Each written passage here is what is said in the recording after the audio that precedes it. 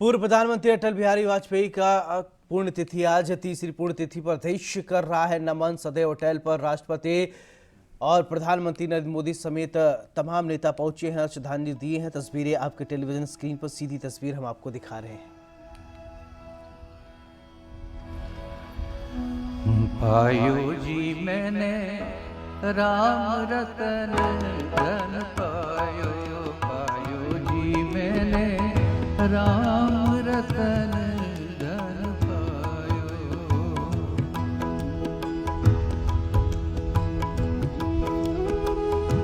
वस्तु अमोलिक दी मेरे सतगुरु, वस्तु अमोलिक दी मेरे सतगुरु, कृपा करी अपनायो, पायो जी मैंने कृपा करी अपनायो, पायो जी मैंने राम रतन धन पायो, पायो जी मैंने राम रतन धन पायो।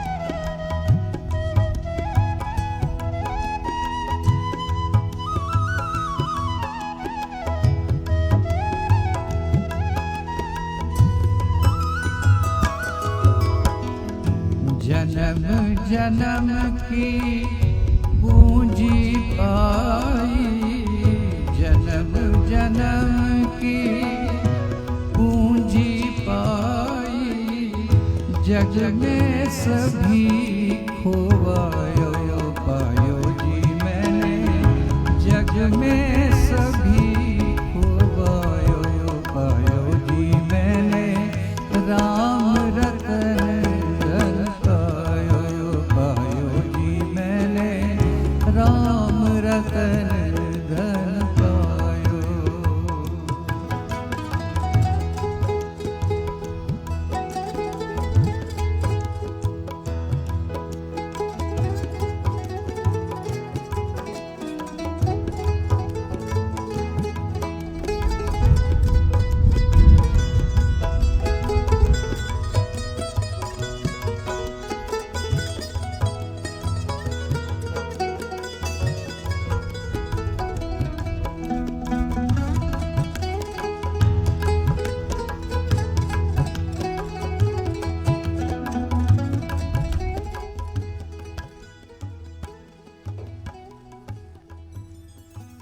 पांच तस्वीरें आपके टेलीविजन स्क्रीन पर हम आपको दिखा रहे हैं।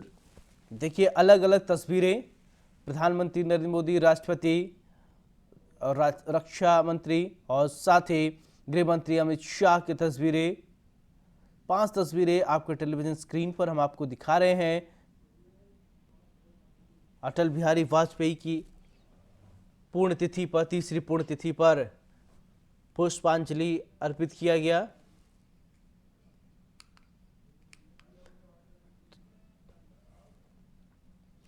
क्लास 9 से 12 तक के स्कूल खुल गए हैं। 50% क्षमता के साथ खुले स्कूल, 2 पालियों में होगी पढ़ाई। बड़ी खबर आपको बता रहे हैं, कोविड नियमों को करना होगा उसका पालन। आज से खुल गए हैं स्कूल और कॉलेज। बड़ी खबर इस वक्त की आपको बता दें, 50% क्षमता के साथ स्कूल कॉलेज खुले हैं, 2 पालियों में होगा पढ़ाई। बड़ी खबर आपको बता दें, कोविड नियमों का करना होगा पालन। बड़ी खबर आपको बता दें, कोरोना का जो गाइडलाइन है उसी के तहत स्कूल में पढ़ाई होगी। बड़ी खबर इस वक्त की आपको बता रहे हैं, आज छात्रों के लिए ये बेहद ही खास दिन है। काफ़ी टाइम से स्कूल बंद था, जिसकी वजह से बच्चों को ऑनलाइन पढ़ाई करना पड़ता था।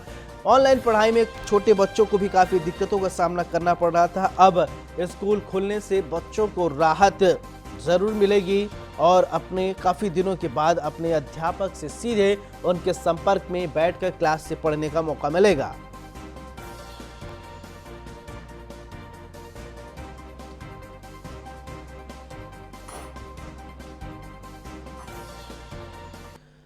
तो कोरोना गाइडलाइन का पालन करना पड़ेगा और उसी के तहत पढ़ाई करनी पड़ेगी। इसी पर ज़्यादा जानकारी के साथ हमारे सहयोगी अश्विनी लखनऊ से, प्रिया राणा नोएडा से जुड़ रहे हैं सीधे, और अशोक शर्मा हमसे मेरठ से जुड़ गए हैं। इन तीनों से जानकारी लेंगे किस तरीके से तैयारियां की गई हैं। तो सबसे पहले अश्विनी, आपके पास आना चाहूंगा, किस तरीके से तैयारी की गई है? स्कूल खुल रहे हैं।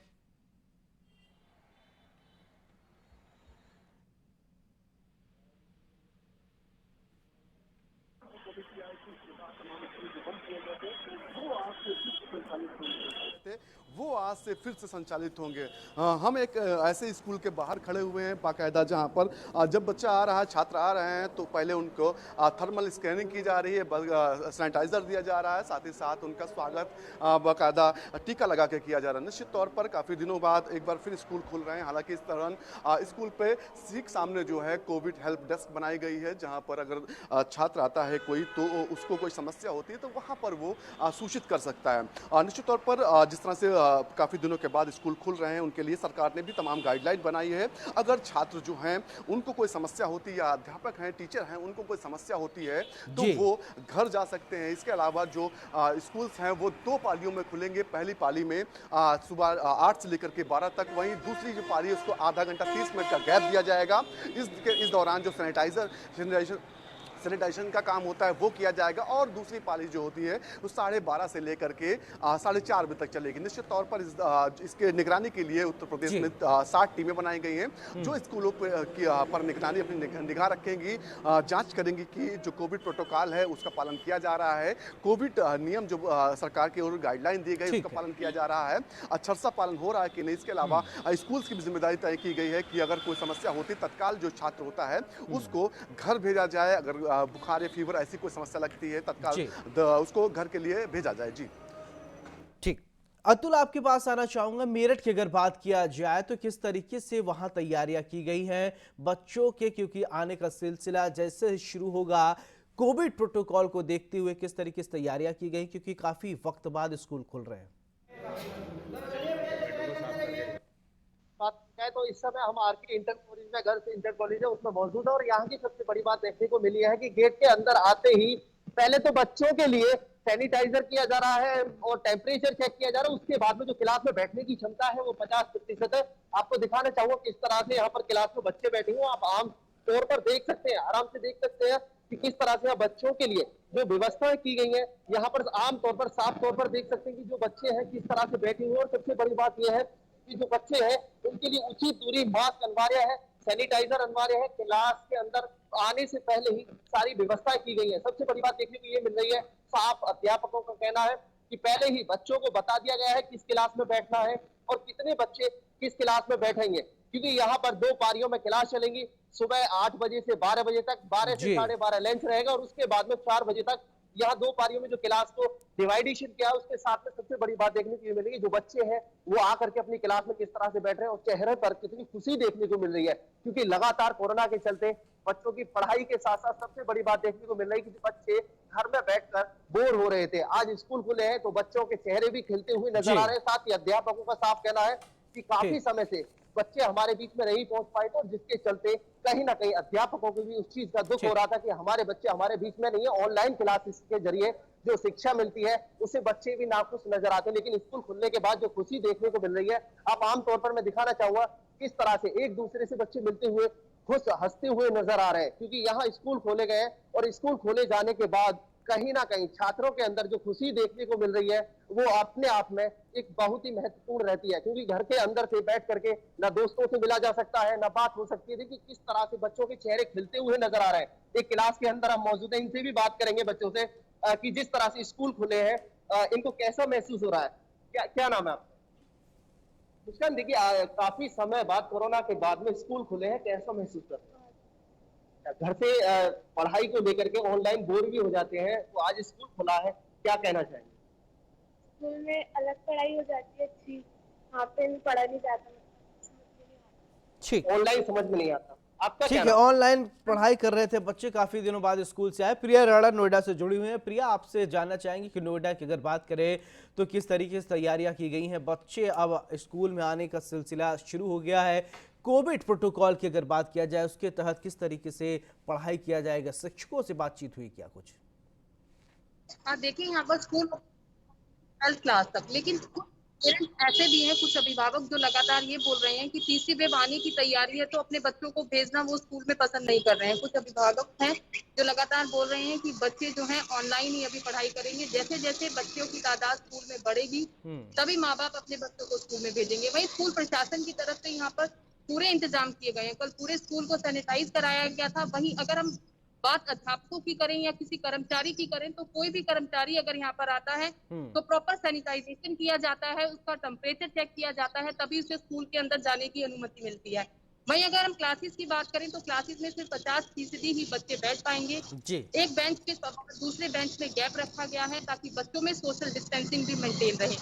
वहीं स्कूल प्रशासन का कहना है कि कोरोना गाइडलाइंस का पूरे अच्छे तरीके से पालन किया जाएगा। जो भी सरकार की तरफ से गाइडलाइंस आई हैं उन पर स्पेशल ध्यान दिया जाएगा। जी। वहीं लंच या ब्रेक की बात करें तो वो भी प्ले ग्राउंड में नहीं होगी। अगर लंच अश्विनी, भी बच्चों ठीक को है, करना ठीक है प्रिया। अश्विनी, आपके पास आना चाहूंगा। अगर आपके पास आसपास कोई अध्यापक हो या कोई बच्चा हो, बातचीत अगर कर सकते हैं संभव है तो कीजिए।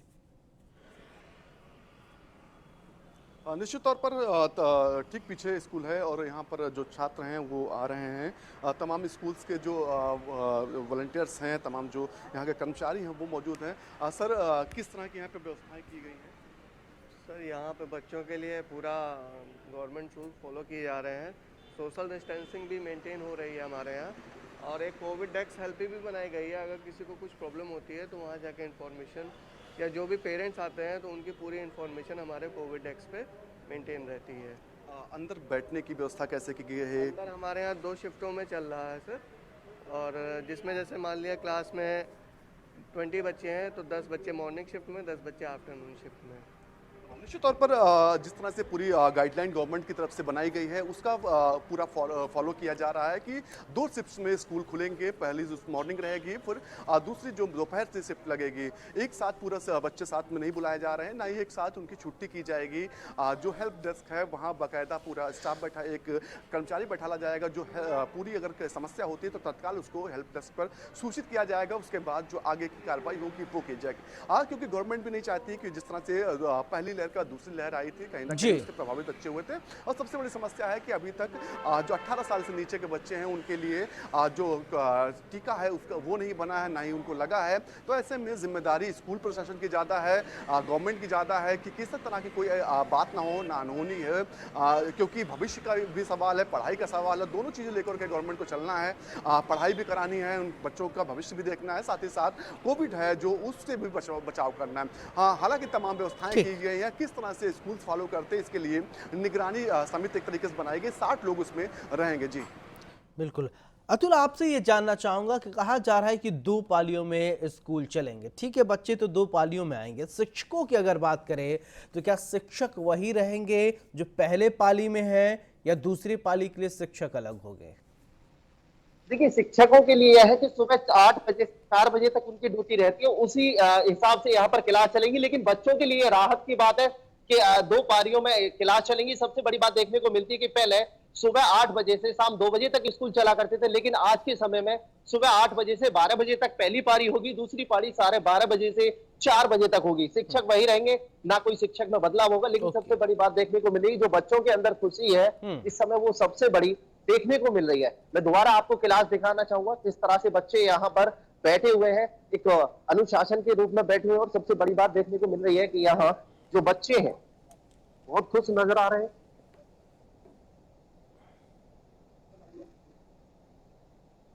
और यहाँ देख सकते हैं कि जो बच्चे हैं उनके लिए किस तरह से स्कूल की तरफ से प्रबंध किया गया है। सारे प्रबंध है, सैनिटाइजर की बात की जाए, सामाजिक दूरी की बात की जाए, मास्क की बात की जाए, तो सभी व्यवस्थाओं के साथ में यहाँ क्लास शुरू की गई है।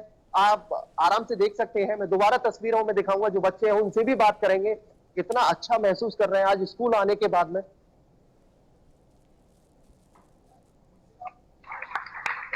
देखिए, यहाँ बच्चों की खुशी आप देख सकते हैं कि टीचर को आने के बाद किस तरह से यहाँ तालियां बजाई जा रही हैं। और सबसे बड़ी बात देखने को मिल रही है कि जिस तरह से काफी समय के बाद, कोरोना काल के बाद में स्कूल खोले गए हैं, उसको लेकर के कहीं ना कहीं बच्चों के अंदर उत्साह देखने को मिल रहा है। बच्चों के अंदर उत्साह देखने को मिल रहा है। नोएडा से प्रिया राणा जुड़ी हुई है।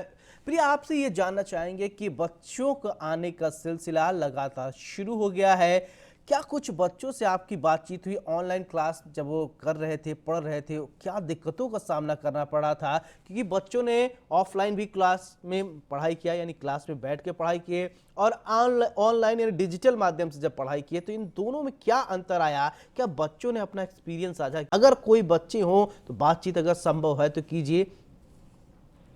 देखिए, यहाँ पर अभी जो अंदर की क्लास शुरू हो बीच में हम कोई भी इंटरव्यू नहीं कर सकते हैं। वहीं हमने कुछ बच्चों से जानने की कोशिश की थी, तो उनका साफ तौर पर यही बोलना था कि ऑनलाइन क्लासेस में बहुत अच्छे से बच्चा नहीं समझ पाता था, लेकिन अब काफी समय बाद, कोरोना काल के बाद, आज जब बच्चे अपने अध्यापकों के पास पहुंचे हैं, तो उनका साफ तौर पर यही कहना है कि किसी भी चीज को, कोई भी सब्जेक्ट हो, हम उसको अच्छे से समझ पाएंगे कि जो चीज ऑफलाइन में पढ़ाई होती है वो ऑनलाइन में नहीं हो पाती है।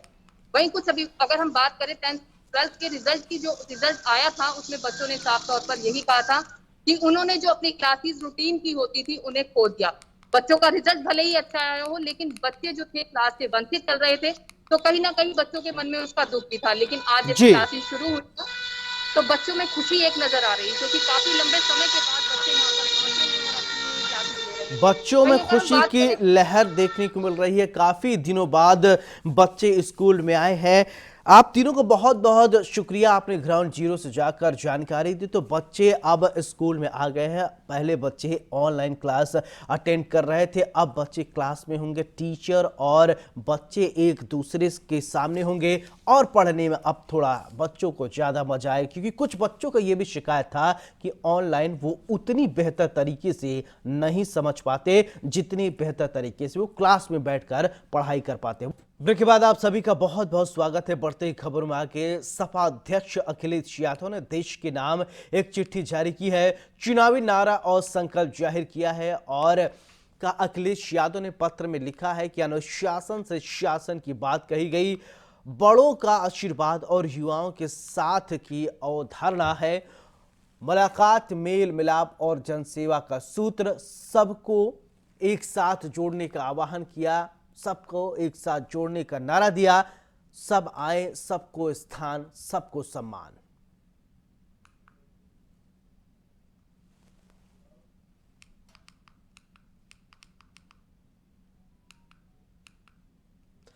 तो शनिवार को 14 अगस्त को मुजफ्फरनगर में विधायक उमेश मलिक की गाड़ी पर पथराव मामले में वार पलटवार का दौर जारी है। केंद्रीय मंत्री संजीव बालियान ने जहां कड़ी कार्रवाई करने की मांग की, वहीं बीकेयू के राष्ट्रीय अध्यक्ष नरेश टिकैत ने उमेश मलिक को किसी बहकावे में न आने का सलाह दिया है। ये रिपोर्ट देखिए।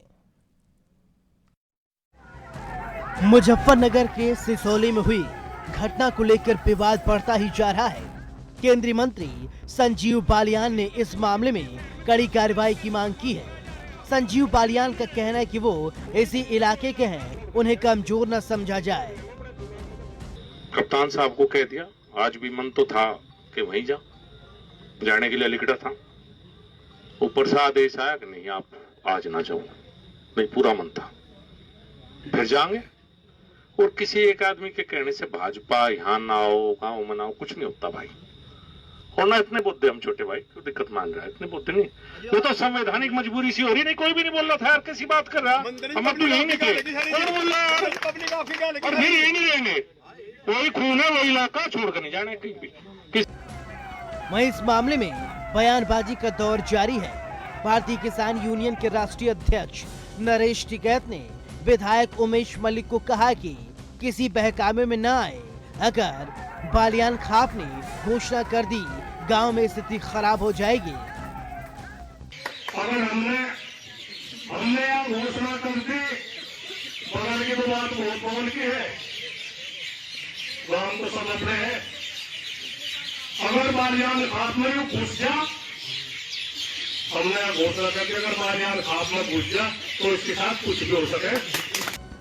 दरअसल बीजेपी विधायक उमेश मलिक शनिवार को मुजफ्फरनगर के सिसौली गांव में एक कार्यक्रम में पहुंचे थे, जहां किसानों ने हमला बोल दिया। उनकी गाड़ी में तोड़फोड़ की गई, गाड़ी पर कालिक भी फेंकी गई। आरोप है कि इसमें बीकेयू के कार्यकर्ता शामिल थे।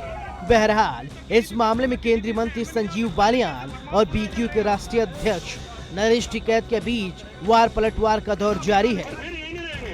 न्यूज़ 1 इंडिया के लिए मुजफ्फरनगर से सचिन जौहरी की रिपोर्ट। उधर लखनऊ में साइबर क्राइम ने किया हेलो गैंग का पर्दाफाश। टीम ने गैंग के 2 आरोपियों को किया गिरफ्तार। प्रमोद और मंटू दोनों आरोपी कोलकाता से गिरफ्तार किए गए हैं। मिर्जापुर और औरैया में बताया जा रहा है कि औरैया में साइबर क्राइम की घटनाओं को अंजाम दे चुके हैं। आरोपी गूगल से डाटा निकालकर लोगों को करते थे कॉल और अब 5 करोड़ से ज्यादा की कर चुके हैं ठगी।